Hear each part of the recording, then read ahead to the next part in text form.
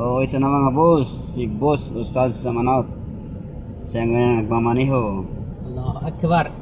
Walillahil hamd. Wala dito yung kasama niya. Wala po yun. Si Boss Ustaz, si Bora.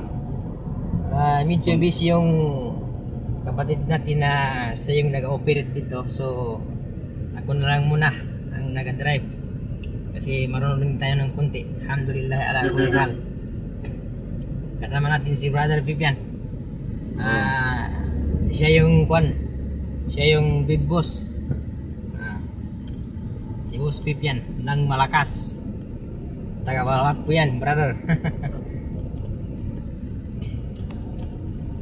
Sa Balabag po ako mga guys Dito si Boss Ustaz sa Manot. Dito sa Barangay Kalakit, Pagalungan po.